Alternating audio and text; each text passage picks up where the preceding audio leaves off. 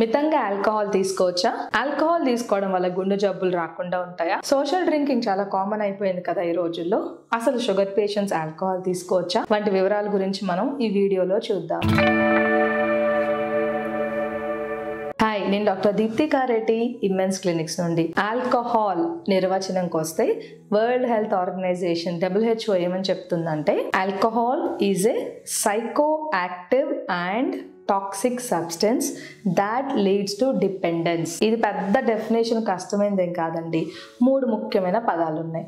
మొదటిది psycho active substance, రెండవది toxic substance, మూడవది డిపెండెన్స్. ఇందులో ఒక్కొక్క దాని గురించి వివరంగా మనం ఇప్పుడు చూద్దాం. సైకో యాక్టివ్ సబ్స్టెన్స్ అంటే ఏంటంటే, ఆల్కహాల్ తీసుకున్న తర్వాత ఒక వ్యక్తి అది మన నోట్లో నుంచి కడుపులోకి వెళ్ళిపోయి పేగుల ద్వారా 5 నిమిషాల్లో రక్తంలోకి వెళ్ళిపోతుంది. 10 నిమిషాల్లో ఆల్కహాల్ మెదడుకు చేరుతుంది. 20 నిమిషాల్లో లివర్కి మెటబాలిజంకి వెళ్ళిపోతుంది. అంటే 10 నిమిషాల్లో మెదడులో మార్పులు రావడం గమనిస్తాము. ఈ మార్పులు కూడా కొన్ని స్టేజెస్లో జరుగుతాయండి. తీసుకున్న ఆల్కహాల్ కంటెంట్ మీద ఇది ఆధారపడి ఉంటుంది. అందులో మొదటి స్టేజ్ సబ్ లిమినల్ స్టేజ్ అంటాము. అంటే ఈ స్టేజ్లో బ్లడ్ ఆల్కహాల్ కాన్సన్ట్రేషన్ 0.05 వరకు ఉంటుంది. వీళ్ళు బాగా ఆల్కహాల్ తాగేసిన వాళ్ళగా ఏం కనపడరు, కానీ స్లోగా నడుస్తూ ఉంటారు. రియాక్షన్ టైం కూడా స్లోగా ఉంటుంది. రెండవ స్టేజ్ పేరు యూఫోరియా. అంటే రిలాక్స్డ్గా హ్యాపీగా ఉన్నట్టు అనిపిస్తుంది, కానీ వీళ్ళ మెమరీ దెబ్బతింటుంది, రీజనింగ్ కూడా దెబ్బతింటుంది. మూడవ స్టేజ్ పేరు ఎగ్జైట్మెంట్. ఇందులో బ్లడ్ ఆల్కహాల్ కాన్సన్ట్రేషన్ అనేది 0.2 వరకు ఉంటుంది. ఇది లీగల్ ఇంటాక్సికేటెడ్ స్టేట్ అన్నమాట. ఇందులో మెదడులో ఉన్న ఆక్సిపిటల్ లోబ్, టెంపరల్ లోబ్ మరియు ఫ్రాంటల్ లోబ్ అనేది ఎఫెక్ట్ అవ్వడం వలన కంటి చూపు మసకవుతుంది, సరిగా వినపడదు, మాట కూడా తడబడుతూ ఉంటుంది. ముఖ్యంగా షుగర్ పేషెంట్స్కి షుగర్ లో అయిపోయినా కూడా ఇలాగే వాళ్ళకి మసగ్గా కనబడుతుంది, సరిగా మాట్లాడలేరు.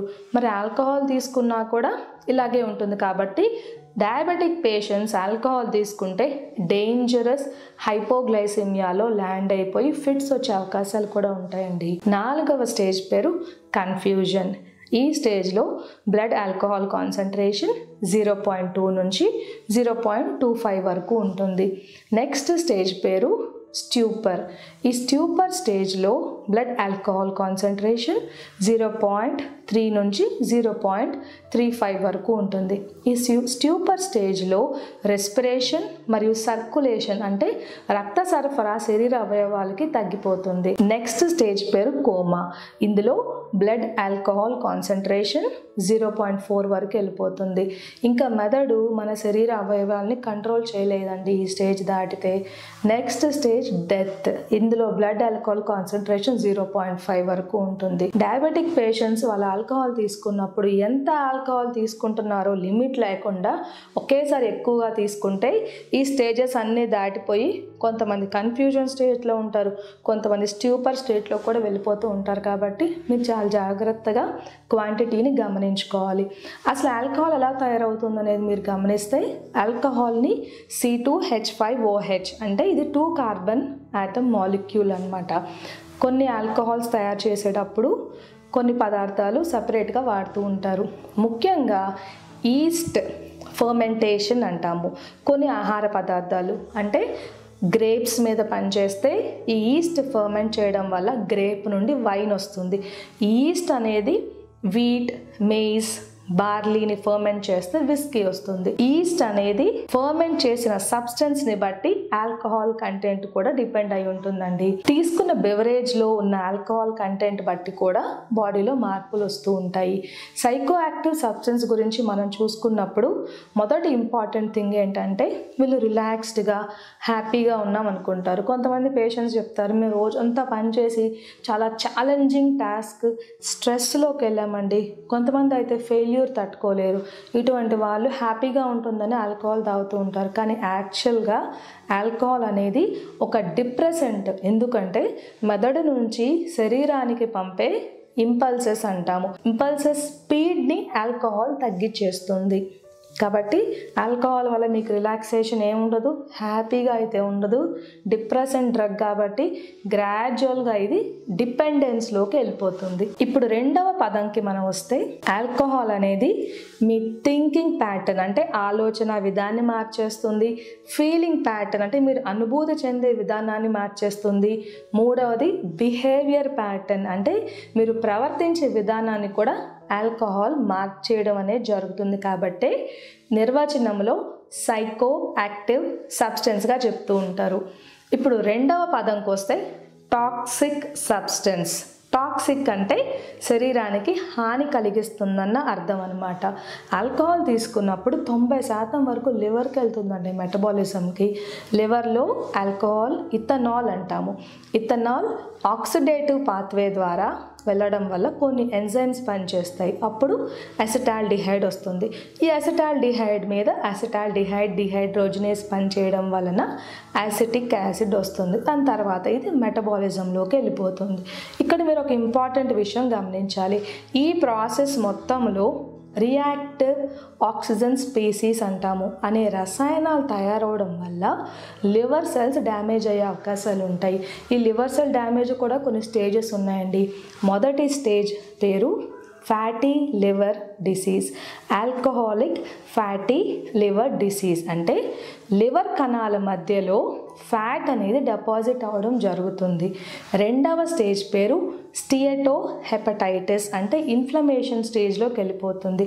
ఈ రెండు స్టేజెస్లో ఉన్న వాళ్ళు ఆల్కహాల్ మానేస్తే ఖచ్చితంగా మొత్తం మనం రివర్స్ చేసుకుని లివర్ని నార్మల్ స్థాయికి తెచ్చుకోవచ్చు. ఈ రెండు స్టేజ్లు దాటినా కూడా మందు తాగేస్తే థర్డ్ స్టేజ్ అది ఫైబ్రోసిస్ అంటాము. అంటే లివర్ గట్టి పడుతూ ఉంటుంది. దాని తర్వాత స్టేజ్ సిరోసిస్, అక్కడ స్కారింగ్ జరుగుతుంది. దాని నెక్స్ట్ స్టేజ్ లివర్ ఫెయిల్యూర్. దాని తర్వాత ఎండ్ స్టేజ్లో క్యాన్సర్స్ కూడా కొంతమందిలో గమనిస్తూ ఉంటాము. హెపటోసెల్యులర్ కార్సినోమా అంటాము. అందుకనే WHO వరల్డ్ హెల్త్ ఆర్గనైజేషన్ ఆల్కహాల్ని టాక్సిక్ సబ్స్టెన్స్గా పేర్కొందండి. మూడవ పదంకి వస్తే డిపెండెన్స్ అంటే ఆల్కహాల్ తాగకుండా ఉండలేకపోవడం. ఈ జబ్బు పేరు ఒకటి ఇచ్చారండి, దాని పేరు ఆల్కహాల్ యూజ్ డిజార్డర్. ఇప్పుడు నేను మీకు కొన్ని లక్షణాలు చెప్తాను. ఇవి ఉంటే కనుక ఆల్కహాల్ యూజ్ డిజార్డర్ ఉన్నట్టే. మొదటిది ఆల్కహాల్ తాగకుండా ఉండలేకపోవడం. రెండవది ఆల్కహాల్ తాగకపోతే నెగిటివ్ థాట్స్, డిప్రెషన్లోకి వెళ్ళిపోవడం. మూడవది విత్డ్రావల్ సిమ్టమ్స్ వస్తూ ఉంటాయి కొంతమందిలో. నాలుగవది మీరు చేయవలసిన ఇంపార్టెంట్ పనులు, చదువుకునే వాళ్ళైతే చదవడము, ఉద్యోగం చేసేవాళ్ళు జాబ్కి వెళ్ళకపోవడము, ఇంపార్టెంట్ టాస్క్లు మానేసి మరీ మందు తాగడం. కొంతమందికి రిస్కీ బిహేవియర్ అంటే ఇప్పుడు మీరు డ్రైవింగ్ చేయాలన్నా కూడా రిస్కీ డ్రింకింగ్, ఆల్కహాల్ తాగుతూ ఉంటారు. నెక్స్ట్ పదం ముఖ్యంగా ఫ్యామిలీకి దూరం అవుతూ ఉంటారు. మీరు ఇదివరకు స్పోర్ట్స్ ఎంజాయ్ చేస్తూ ఉంటే స్పోర్ట్స్ మానేస్తారు. ఇవన్నీ కూడా ఆల్కహాల్ యూజ్ డిజార్డర్ లక్షణాలే. ఆల్కహాల్ యూజ్ డిజార్డర్ లక్షణాలు ఉన్నవాళ్ళు గ్రాడ్యువల్గా డిపెండెన్స్లోకి వెళ్ళిపోతారు. డిపెండెన్స్లోకి వెళ్ళిపోవడం ద్వారా వాళ్ళు ఎంత తాగుతున్నారో లిమిట్ చేసుకోలేరు. కాబట్టి ఇందాక మనం చెప్తున్న స్టేజెస్లోకి వెళ్ళిపోయి వాళ్ళకి లివర్ డ్యామేజ్, మెమరీ లాస్, మూడవది కాగ్నిషన్ ఇంపైర్మెంట్ జరగచ్చు, లివర్ ఇన్ఫెక్షన్స్ రావచ్చు, శరీరంలో ఉన్న కిడ్నీస్ కూడా ఫెయిల్ అయిపోయే అవకాశాలు ఉంటాయి గ్రాడ్యువల్గా వీళ్ళల్లో. కాబట్టి ఆల్కహాల్ లిమిటెడ్ క్వాంటిటీలో కూడా తీసుకోకుండా ఉంటేనే మంచిది.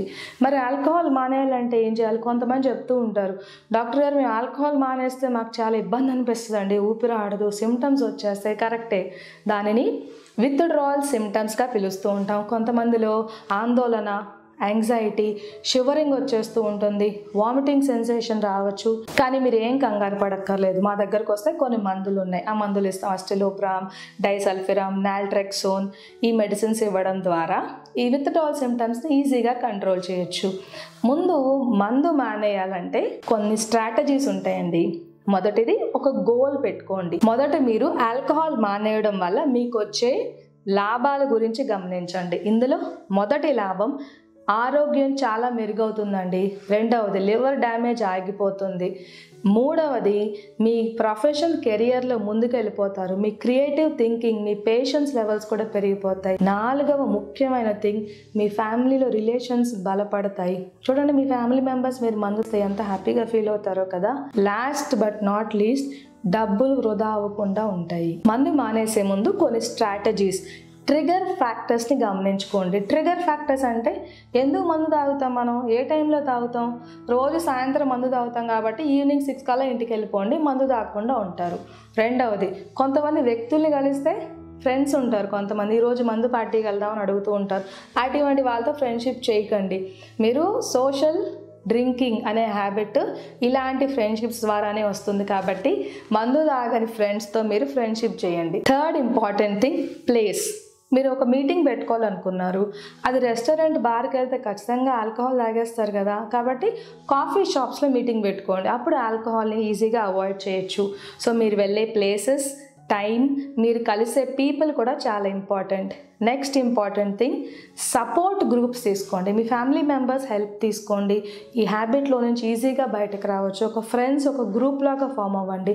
ఆ గ్రూప్ ఆఫ్ ఫ్రెండ్స్ ఆల్కహాల్ మానేసే హ్యాబిట్లో అందరూ ఉంటే ఇంకా స్ట్రాంగ్గా మీరు ఈ డిపెండెన్స్ని ఎదుర్కోవచ్చు. కాబట్టి ఈ వీడియో మొత్తానికి కంక్లూజన్ పాయింట్ ఏంటంటే, ఆల్కహాల్ అనేది లిమిటెడ్ క్వాంటిటీలో కూడా ఆరోగ్యానికి మంచిది కాదు.